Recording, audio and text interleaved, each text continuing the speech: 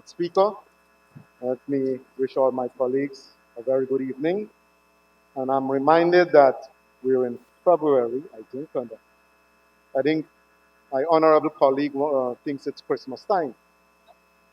I have a long wish list, and right, and if I was Santa Claus, I would have attempted to hand some of those things over. Nevertheless, Mr. Speaker, on a serious note, concerns of health, education, food, agriculture, food security, building of infrastructure like bridges and highways, all those things are of major concern to this government. And that is why in this budget here, sir, you're seeing strategic allocations to these major sectors that are aimed to do exactly what the honorable member is looking for. To give the good life to all, without exception. And in time to come, sir, I'm certain we'll have a modern highway to Linden, we'll have a new bridge, we'll have food security. Already they have major investment in shade houses, the cauliflower, the celery, and other crops are doing well. I saw some pictures only this morning of the input that NARI is making in Region 10 and the result that they are getting. Mr. Speaker, as I reminisce about past budget debate, I recall a number of our colleagues, including myself, talking about the efforts that would have gone into the preparation of the budget itself. And I myself would have done the same in previous budget presentation. This time, sir, with your permission, I want to quote from what Dr. Ashley Singh said, to erase any doubt whatsoever that he would have made a contribution in acknowledging the effort that staff of his ministry would have made into budget preparation. Because some people are of the view, sir, that if it is not in here, then it was not said. And what is written in here, sir, is a major part of what Dr. Ashley Singh would have said. And I want to quote the part that is of importance to me, sir, and would avoid making, and to endorse it, and avoid me making reference to the stalwart efforts of the staff of the ministry. And this is what he said, Mr. Speaker, in the extract. Mr. Speaker, before I close, permit me only to acknowledge the tremendous efforts made by all of my colleagues in the cabinet and their respective staff who exerted tremendous efforts in preparing their respective budgets, submissions. And yes, I think a round of applause is eminently deserving.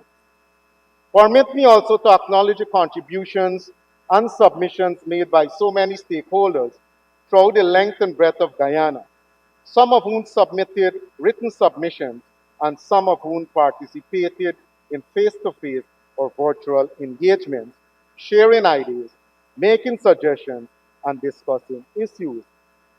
Finally, I trust that I would be forgiving for saving the last word for my own team at the Ministry of Finance, who over the past few weeks made it eminently evident to me why on my return to the ministry, I really did feel like I was returning home. I thank them for the energy that they exerted in preparing this budget. It was not easy, as you can imagine. They invested tremendous long hours, and I trust that all the members of this House would agree that they did a phenomenal job.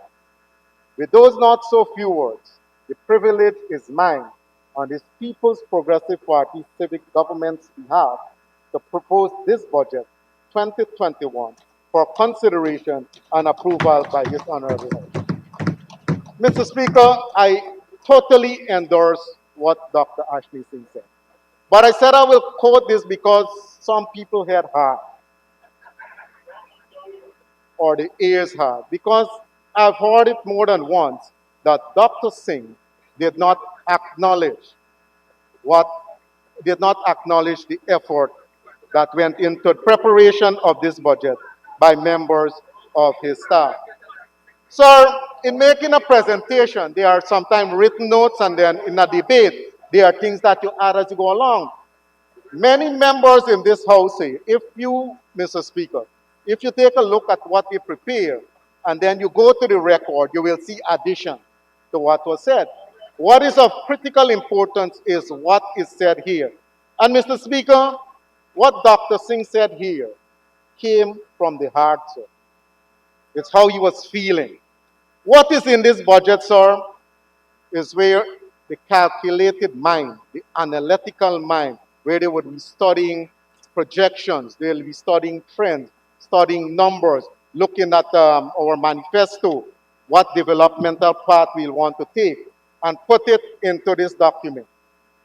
This extract demonstrates clearly how Dr. Singh felt about members of his staff giving him the support. And so I think that it was of value that we recognize and we emphasize that Dr. Singh did not in any way forgot the efforts that went into the preparation of this budget by his staff. Mr. Speaker, on the 9th of February, His Excellency, the President, sir, gave the keynote address to a consultation that was hosted by the Global Water Partnership Caribbean and the high-level expert and leaders panel on water and disaster and Global Water Partnership. This consultation was on water and health. Sir. And in delivering that keynote address, the President said clearly that in order for us to address issues of water and health and disaster, we must build a solid foundation. We must build a solid foundation. And then, sir, on the 11th of February, right here in this dome, where nothing was lost, His Excellency went on to talk about the oneness of our Guyanese people and his vision for our development. And I think, sir, what he spoke about is aptly captured in the budget presentation made by Dr. Singh. Because here you have the laying of foundation with the vision of oneness and the good life for all, outlined in all its pages. I think there's 77 of them, if I'm correct. 77 of these pages.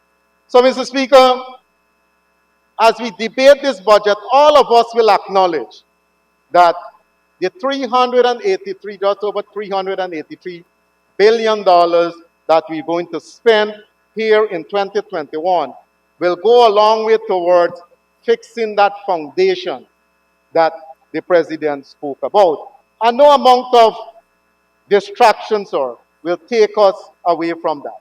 Whether it's in Region 10, I see the comrade has left, the honorable member has left, and to say that electricity, sir, I was quite frankly surprised that the honorable member from Region 10 out of Linden would talk about electricity. They're getting it almost free there.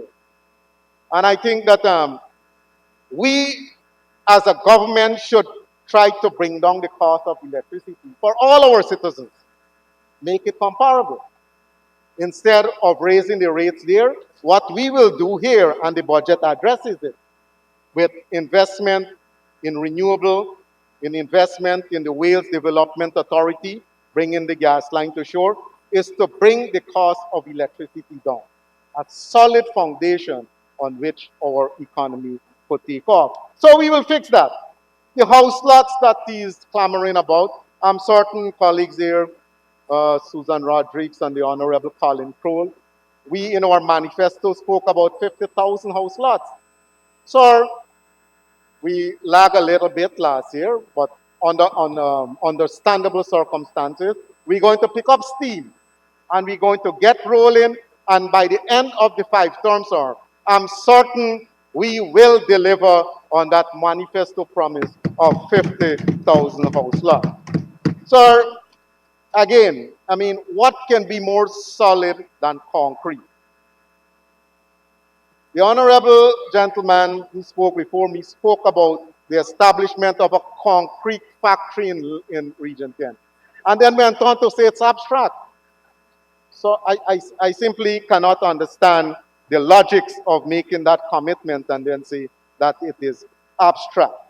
Mr. Speaker, in the, day, in the days preceding, we would have listened to some contribution. And I recall this morning Mr. Ramjatan spoke passionately about this issue of loans and repayments and taxes and all of that.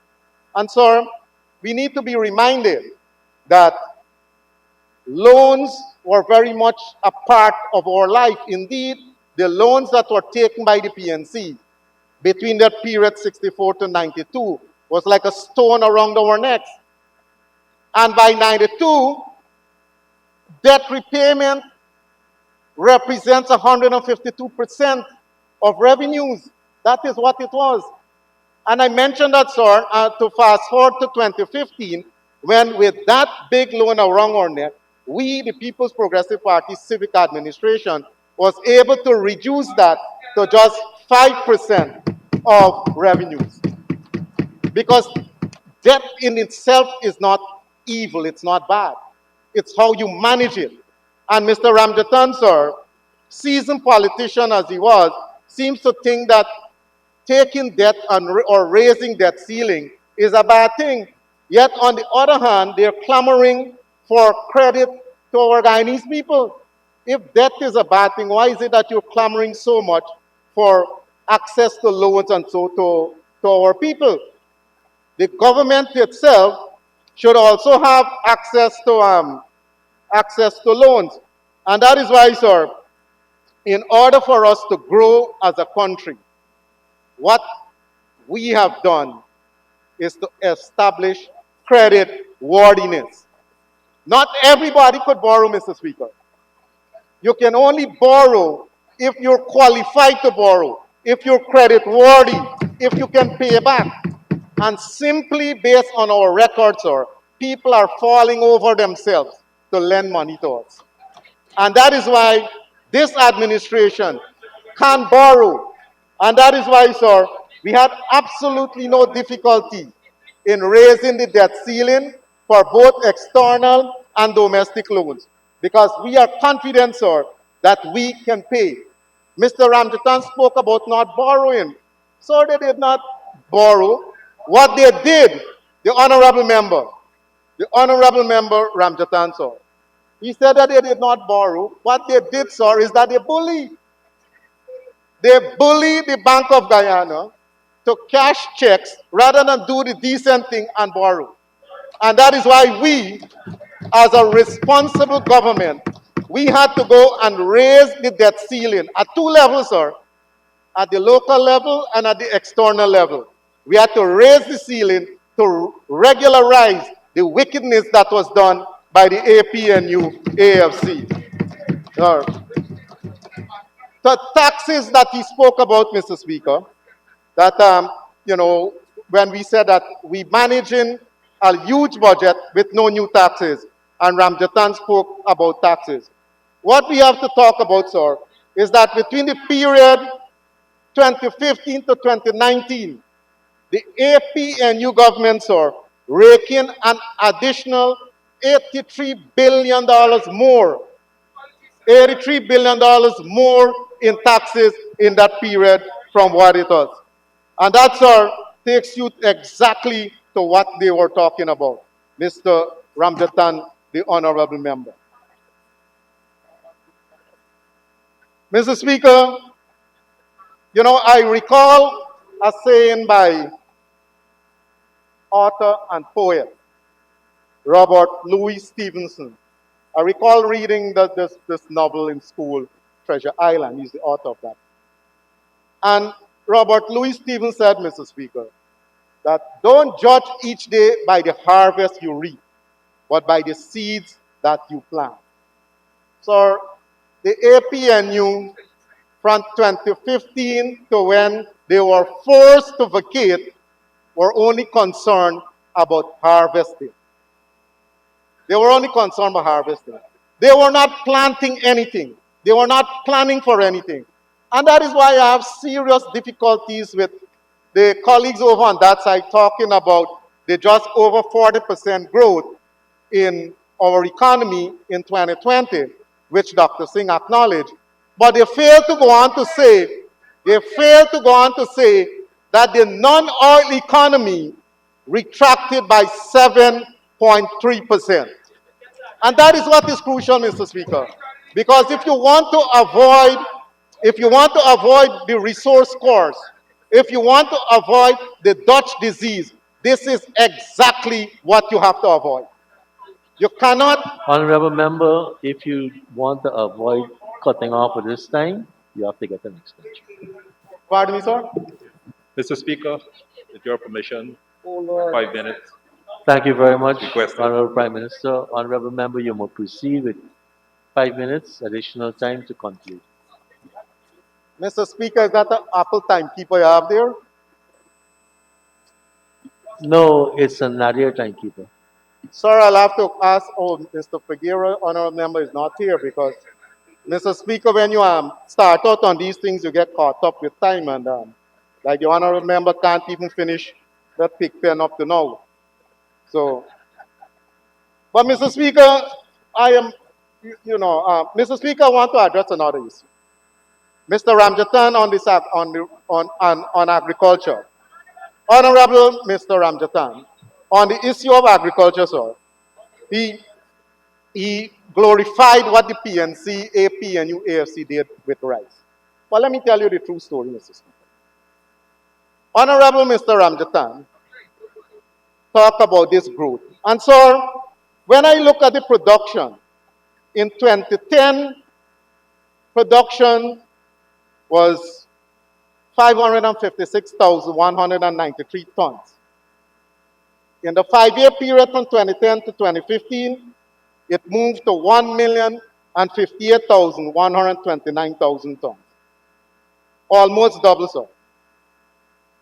What happened under the PNC now from 2015 to 2020 is that from 1,058,129 tons in 2015 to 2020, production was 1,057,580 tons. Actually, it represents a decrease of 549 tons from the 2015 figure. Mr. Speaker, what Mr. Ramjatan, honorable member, was talking about was comparing one year to the other. What I'm comparing is what they came in and reached, and at the end of 5 years, instead of building on it, they actually produce less. And this is replicated, sir, in all other administrative areas, and especially in the productive sector. And it's really unfortunate, Mr. Speaker, that the time seemed to have just run out like that because I want to talk more about the development of the agriculture sector. What was done to Gaisuko, sir? Sugar. Sugar is the reason why most of us are here today. Most of us are here today. Sir, and the Honorable Minister of Agriculture spoke about the sugar levy. When sugar was king sugar, sugar was looking after the welfare of this country. And it is only reasonable that now that sugar is in some problem, that the country repay its debt to the sugar sector and to allow our people a breathing space. And by their own COI, as the minister said, sir, sugar does have a future. And Mr. Speaker, I would join with my colleague, the Honorable Minister of Agriculture, and call on the Chief Whip, the Honorable Christopher Jones, to apologize and withdraw his remark as it relates to sugar. Mr. Speaker, I didn't see that sign. I got to put on my glasses. Sir, so in this, to settle that sugar issue, I'm certain with the plans that we are making that sugar will once again be viable. The livestock sector will kick off. New GMC, sir, with $353 million. We are investing in new equipment and cold storage. drainage and irrigation that is so critical for overall development and to achieve that solid foundation that the president was talking about, $12 billion. We're going to fix the internal canals. We're going to fix the sea defense, the river defense, the sluices, increase pumping capacity, and sir, importantly, the farm to market roads.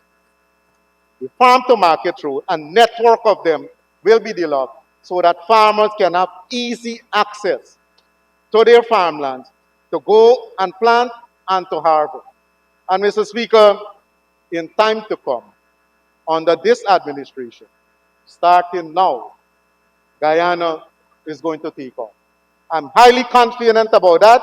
And as a starting point, Budget 2021 is laying a solid foundation for this country to take off to greater and greater heights. And so, without any hesitation, I commend this budget to the National Assembly. Thank you very much, Mr. Speaker.